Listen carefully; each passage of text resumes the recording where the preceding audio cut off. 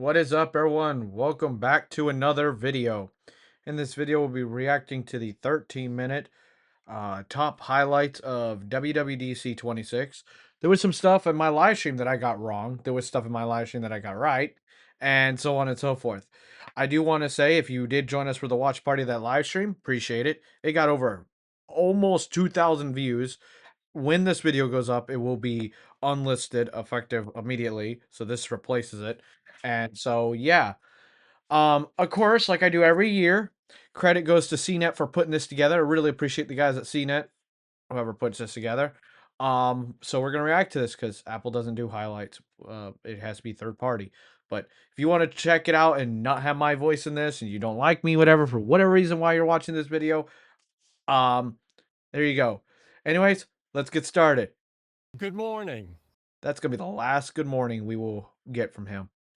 Thank you for joining us today at Apple Park, and welcome to WWDC. Today, we're looking forward to sharing some exciting announcements, including our latest advancements in Apple Intelligence and Siri.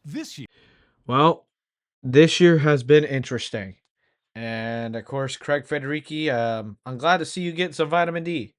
We put our focus into three areas. First, improvements that make our platforms more responsive and easier to use in your day-to-day life. Good. We need more responsiveness, not just features. Second, updates in trust and safety, where we're building on our commitment to provide a safe and trusted platform for kids.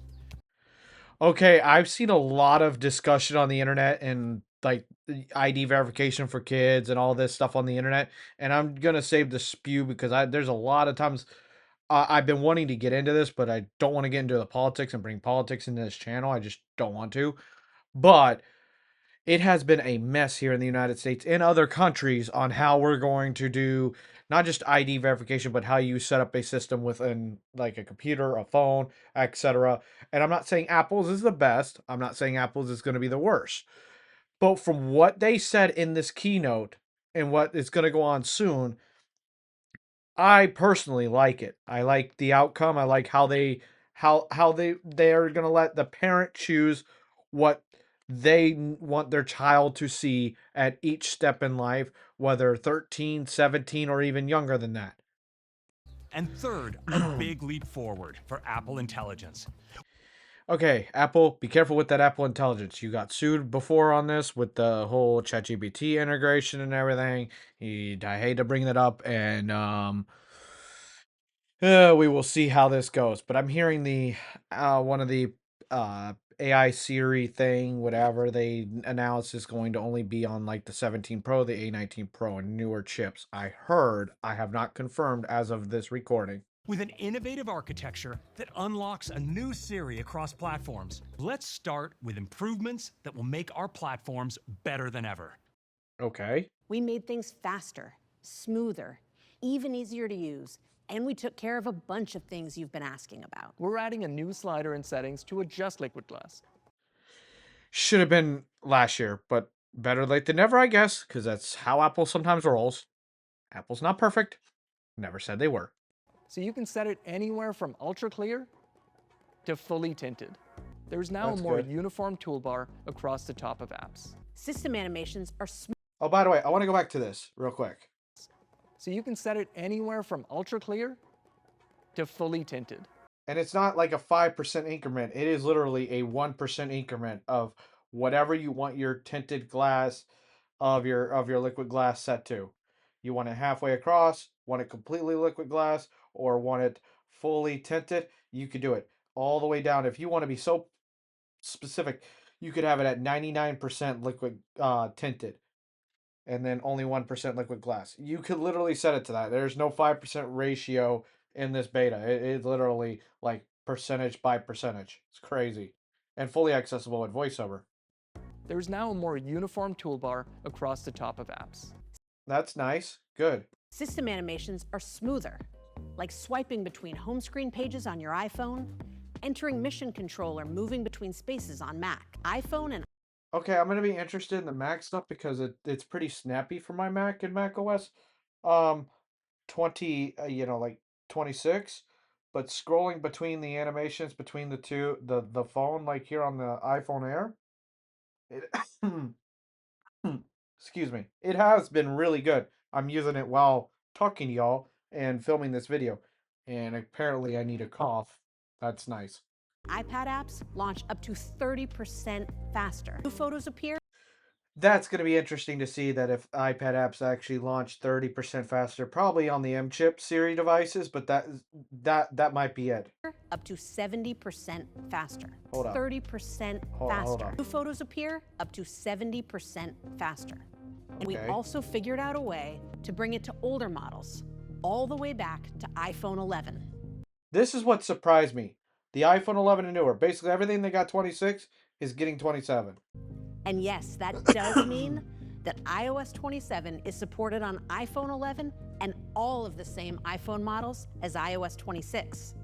In Photos, your iCloud shared albums can now include all of the photos and videos from your latest adventures because your friends on Android or Windows can join and contribute their own captures to the album. Okay, this is actually cool that Apple's opening this up to like someone like a guy that watches my stuff occasionally, Sneed. He likes, he may have an Android and I may have an iPhone, or someone else, whoever. And it's nice to know that like whoever's on Android can also do the same as iPhone when it comes down to the iCloud system bridge of photo library, and the same for like a Windows computer. It's actually not bad. I actually like that. The Health app, cycle tracking now has support for perimenopause and menopause. On AirPods, we're delivering custom EQ so you can further personalize how your AirPods sound. Okay, so the personalization of AirPods. I know a lot of people complain about this and say that the Samsung buds are better. It'll be interesting to see how this comes out after beta testing, and then the whole menopause thing. Uh, for I guess for the women out there, that's good. I'm not gonna speak on that. On Apple Vision Pro, you can now turn panoramas you've shot into spatial scenes with incredible depth and realism. Okay, that's pretty cool. I don't know who's got an Apple Vision Pro, but hey, if you do, shout out to you. Making your memories even more immersive. And lastly, over in Maps, we are giving Flyover an incredible boost. Using aerial imagery combined with vision intelligence models, everything is rendered in stunning, sharp detail. In other words, you're trying to do a knockoff of Google Earth. Now, let's talk about trust and safety. All right, so I've seen the whole shebang of ID verification with Discord, state level ID verification. Jesus, I cannot clear my throat today, and all that stuff. But I will tell y'all this: what Apple's doing here, what they're doing here, is really interesting. I'm not gonna talk through it. I'll talk at the end of it. This year, we're taking a big step, expanding our child safety features with powerful and intuitive tools. And most important step is to create a child account. It immediately enables safeguards across the system, tailored to their age. A child account also provides access to powerful parental controls. We focused on tackling the things parents are most concerned about, like what content our kids can see, who they're allowed to talk to, when kids have access, and how parents can guide their kids' digital journey. Now, let's turn to intelligence. All right, before the intelligence, there was more that was left out of this about the child account stuff. I'll tell y'all this: the way Apple's going about it, the way I as a parent would love to have it to where, my child has to ask permission to visit a website, whatever. Not saying a child is not trustworthy, not at all, but to have that ability to restrict them down if they're looking at inappropriate stuff at a young age. Me as a parent, I like the fact that I can restrict them, but at the same time, ease up on restrictions. It's up to me as the parent and my significant other versus, say, a generic child account at Apple choosing the environment. Like, it's more customizable for that child. Parents can guide their kids' digital journey. Now, let's turn to intelligence. We believe that truly Oh boy. Turning to intelligence is a shaky ground with Apple. helpful AI must be centered around you and your needs. This year, we embarked on a deep collaboration with Google, leveraging the technologies behind. So everyone's like, oh, well, Apple took Google's thing and this was an Apple Google keynote, etc. Once again, I go back to this. Listen to this. This year, we embarked on a deep collaboration with Google. We embarked on a deep collaboration with Google. So Google and Apple collaborated together. Not Google is being paid and stuff like that. They collaborated together, and Gemini framework is used for the foreground of the intelligence of Apple's Siri. Just like if you build a AI language model off the foreground of, OpenAI's language model system, whatever. I mean, if anyone out there gets into like locally hosted AIs, you have to have a foreground to build that AI system, that large language model. So that's basically what these companies are doing, and then selling it to the masses. Leveraging the technologies behind their Gemini family of models. Together, we created the next generation of Apple Foundation models for our integrated Apple Intelligence experiences, and adapted these new models to run on-device and on servers using private cloud compute. These capabilities start with personal context understanding. Whether you're looking at a photo from years ago or a note you took recently, you can find what you're looking for just by asking. Plus, with broad world knowledge, Apple Intelligence can go out to the web to get up-to-date information, then use private cloud compute to generate an answer. Finally, with on-screen awareness, Apple Intelligence can tailor its assistance in the moment based on the app you're using and what you're doing. Well, that's good. I did see a few comments in the CNET video here about being annoyed that if my iPhone's locked, I can't use Siri to do advanced tasks. That's the point of having a password or a passcode. If your phone is locked, it's to protect you, the user, from someone compromising your phone. So I don't know why you'd be mad, but calm down over there. Calm down. Rebuilt Siri with powerful AI at the core. And today we're introducing an entirely new version of Siri, unlocked by Apple Intelligence. We call it Siri AI. So Siri is now a profoundly more capable. So they're calling it Siri AI, which is interesting because I heard it's locked down to certain iPhones. I will tell y'all this. I did get a thing where I had to submit for it. I did submit for it, and I'm on the waiting list, and as of filming this video, I'm pretty sure I have not gained access to it to my knowledge. But give me one moment to tell y'all. Yeah, I'm still waiting on the new Siri AI. I submitted to the waiting list. I'm still waiting on it, but I have the old one from 26. Assistant that helps you find what you need and gets more done. It's also more conversational, new dedicated Siri app. And not only that, now Siri offers helpful visual intelligence across platforms, along with integrated tools so you can write and edit with Siri virtually anywhere you type. Let's see how Siri can use awareness of what's on your screen. Where is this exactly? Here, Siri can identify the location of this beautiful shot along the Santa Cruz coast. For products that support our most advanced on-device model, we have two enhancements that are really useful throughout your day.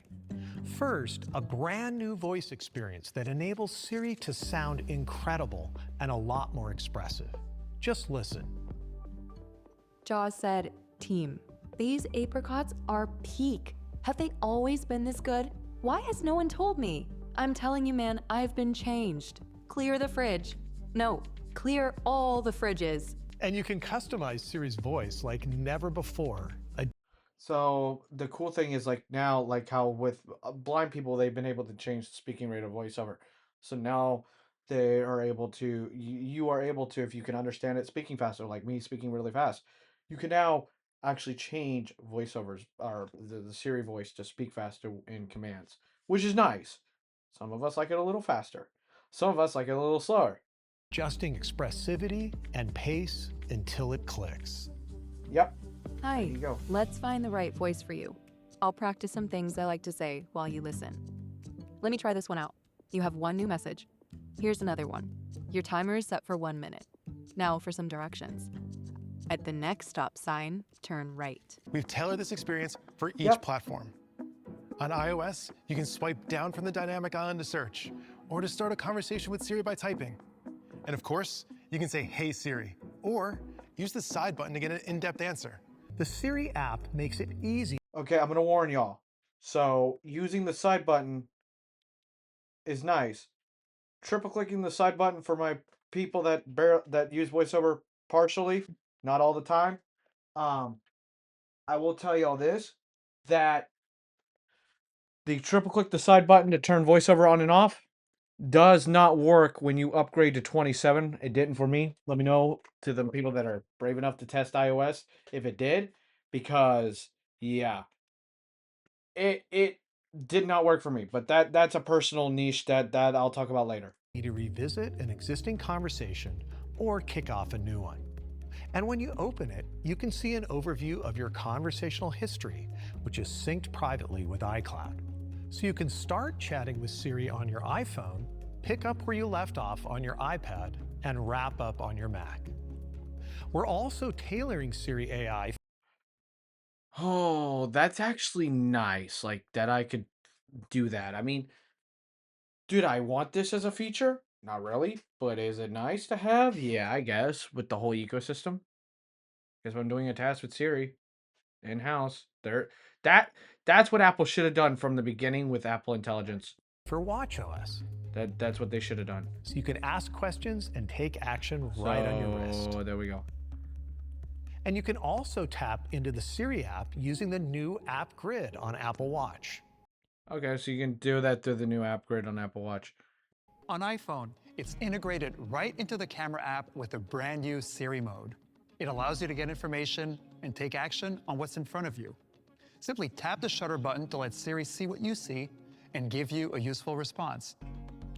And you So basically they're catching up, and this kind of kills a few things, and hopefully it gets to the point, like for a blind person, that it'd be self-explanatory. I'll test this to figure out how good it is for everyone. And of course it should do good, but it's going to be interesting to see the outcome of this.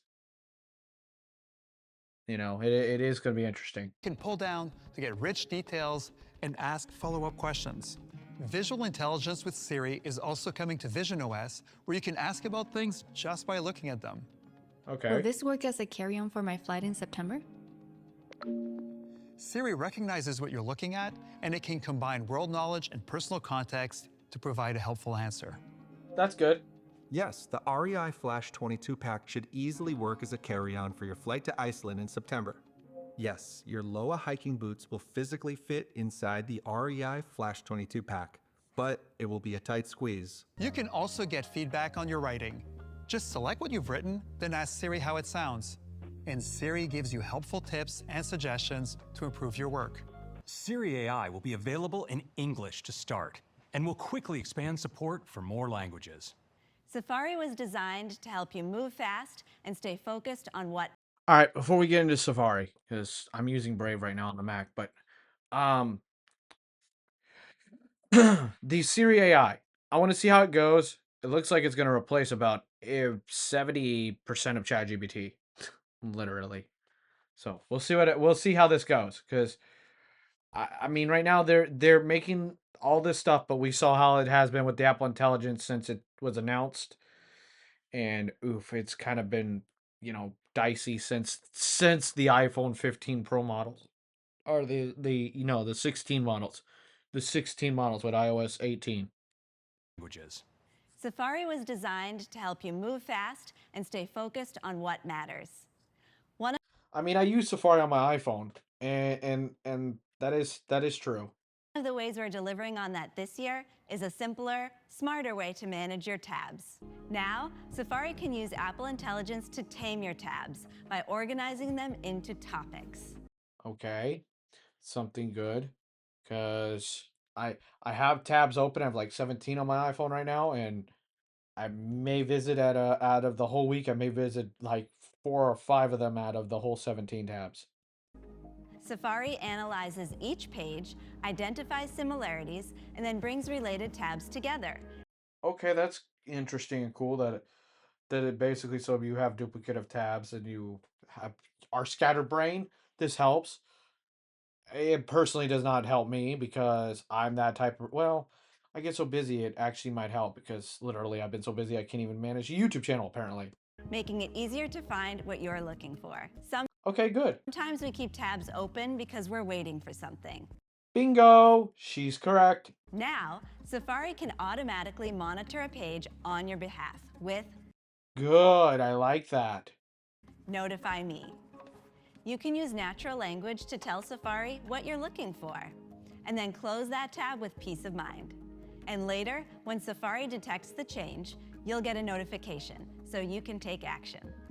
Okay, nice. Now, Messages uses Apple Intelligence to understand the context of your conversations and offers one-tap suggestions, making it easier than ever to get things done, like creating a reminder or a note. Calendar now uses Apple Intelligence to let you add events to your schedule, just by describing them in natural language. As you type, Calendar identifies Elena as someone in your contacts, puts magic donuts in the location, and adds a title. Apple Intelligence also powers a useful feature in the Phone app. Now, when you call a business, Call Context can proactively surface relevant information from across your apps. So if you call an airline to change your flight, the Phone app can automatically find your confirmation code in Mail, so you have exactly what you need right when the call starts. Okay, cool. I actually like this. Like, this is the part of AI that makes life easier. Technology doing the work. I'm fine with AI being like this, and this is what technically AI has been for the last. Everyone's like, oh, this AI this, the AI that. Oh, it's such a bad thing. Folks, AI has been a thing with machine learning and, on Apple's side, yeah, with the machine learning back on the A10 Fusion chip back in 2017 and all that. Way back then. Back when the iPhone 7 came out. Shortcuts now uses Apple Intelligence to reason over your natural language description and assemble all the required steps for you just like that. Say you want to let your partner know what time you'll get home every time you leave work. You could type something like, when I'm leaving work, message Pedro I'm on my way with my ETA. That's cool. That's actually nice. Shortcuts then pulls together the system and app actions you need. In this case, it creates an automation that runs the shortcut when you leave your work address, calculates your ETA home with maps, and sends it with messages. This year, That's interesting, but here's the thing. If you work on the road and you leave the work building all the time, wouldn't it blow the person up? Unless it's unless it's you're navigating with Apple Maps back home.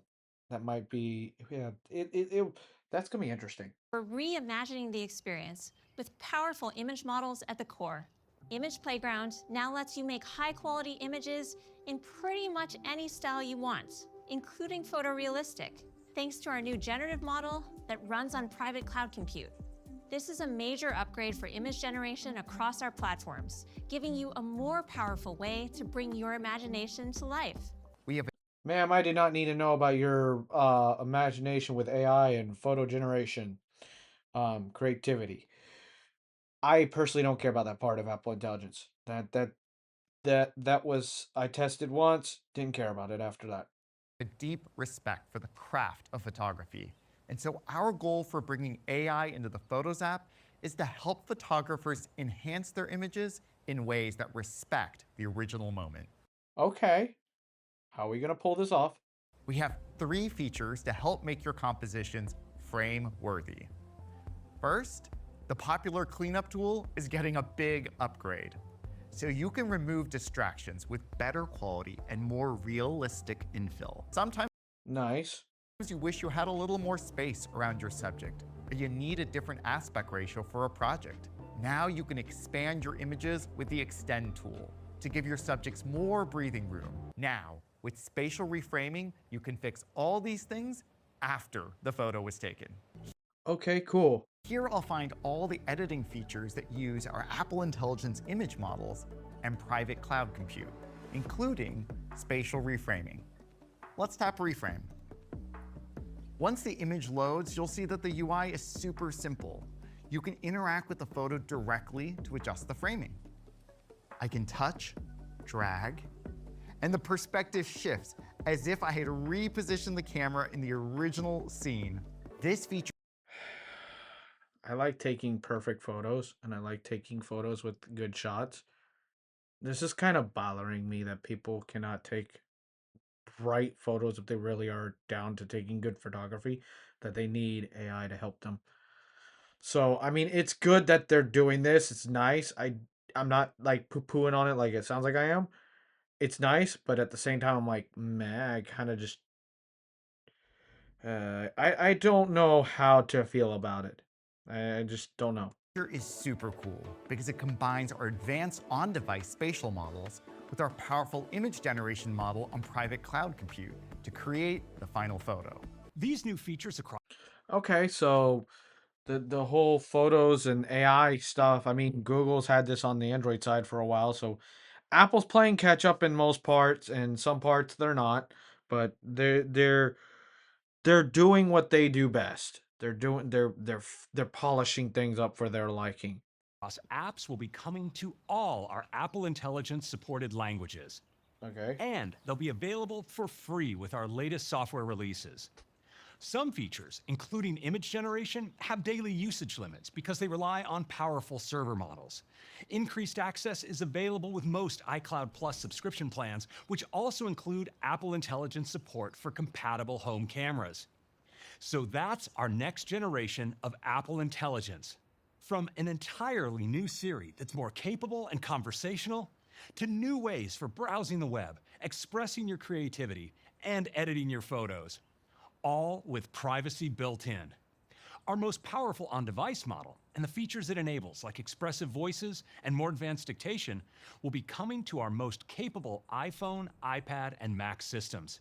Our new OS releases will be available as developer betas today, with a public beta coming next month. And they will be available to users this fall. Thank you all for joining us. Let's have a great WWDC. Okay, so that basically sums everything up. So I'm rewinding this. I don't know why. But this WWDC was pretty like, it had some fluff to it, but it was pretty packed. Yeah. Good morning. No. It was pretty packed, but it had its fluff. Just like every Apple keynote, it's gonna have its fluff. Overall, let me know what y'all think down below about all the new iOS updates, including macOS, which is going to be Golden Gate, in theme for the Golden Gate Bridge. Um, it's going to be interesting to see like just how things evolved with the Apple Intelligence, with the new Siri AI and all that. Hopefully, it don't flop like Apple Intelligence did back in iOS 18 and stuff like that. But let me know what y'all think down below. I appreciate everyone for watching this. If you joined my live stream pre-show, yeah, we got one thing wrong. We thought the iPhone 11 was going to be dropped, but here we are. The iPhone 11, everything's supported. So, yay. Congratulations. All right, well, thank y'all so much for watching. It's a busy, busy, busy week for Apple developers. And if you're, doing the Apple development stuff from here on out till the 18th, I believe it is. Hope y'all enjoy, and I will see y'all later. Peace, everyone.